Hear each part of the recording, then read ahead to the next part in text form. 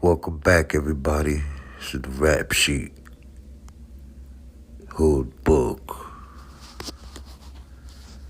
Well, it's a trendy Brooklyn neighborhood now, but 4 decades ago, it was the scene of an infamous mob hit, a brutal assassination, and pivotal moment for organized crime in the city. Tonight, we're taking a look back to when it happened, a hot summer day in 1979. I've been working the case for my true crime podcast, The Tape Room.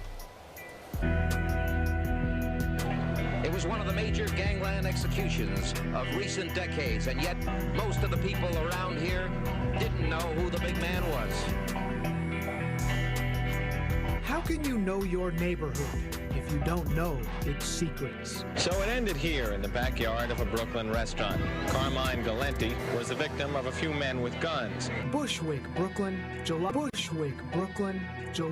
1979. The reputed boss of bosses in organized crime, Carmine Galante, was assassinated today. It happened on the back patio of a little Italian restaurant called Joe and Mary's on Knickerbocker Avenue. The executioners opened fire. Carmine Galante. He was head of the Bonanno crime family.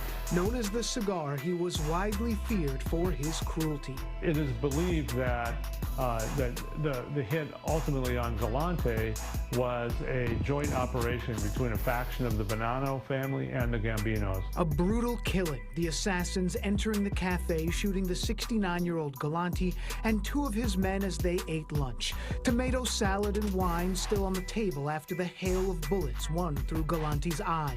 His famed cigar still clenched between his teeth. Then we heard the news say Galante was killed. 41 years later, we're back in the neighborhood, the heart of Brooklyn, located a few minutes walk from the L train, and we found her. She was there that day when it all happened. I was coming from the park with my daughter.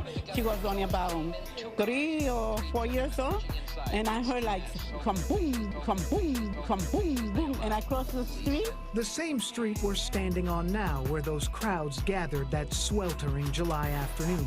Those same fire escapes where people came to see what's considered a classic gangland murder, now the backsides of $2,100 a month studio apartments. That's wild. Kat is the bartender at 3 Diamond Door, where a wide selection of beer is on tap, and stories about what happened a few doors down at what was Joe and Mary's is barely a memory. People come in and tell that story, and they tell their own version of it. A lot of times people like to say that it's here, and then they like to have a drink here, but yeah, it was next door.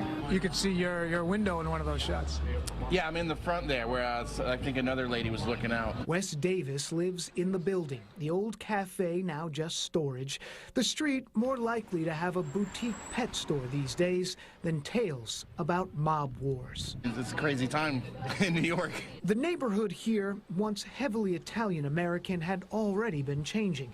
It's now a reflection of modern city life. It's very mixed now. Neighborhoods just, they change so fast here. We still got the cigar in his mouth here. Jeff Schumacher is the senior director of content at the Mob Museum in Las Vegas.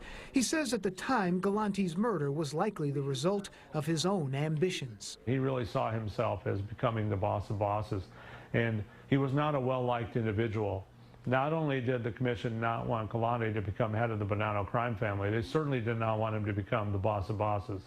So it was determined that it was time for him to go. The Galante murder really opened and sort of accelerated federal efforts to go after this heroin smuggling ring.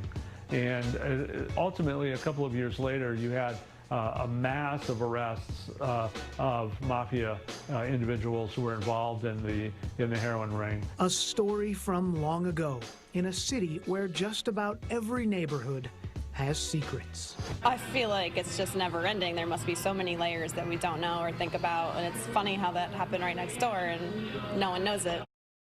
And according to the Mob Museum, of the multiple people thought to have planned and carried out Galante's murder, only one was ever brought to justice. Bruno Indelicato was convicted at the Mafia Commission trial in 1986. He served 19 years in prison. Today, he's back in prison on another Bonanno crime family murder. If you have a case for The Tape Room, email us, thetaperinpodcast@foxtv.com. I should do that. I got many tales on the block. See somebody get their hair blown off. I had a shootout with the police there. I got shot there. lot of stories. So like, comment, subscribe. Till next time, I'm out.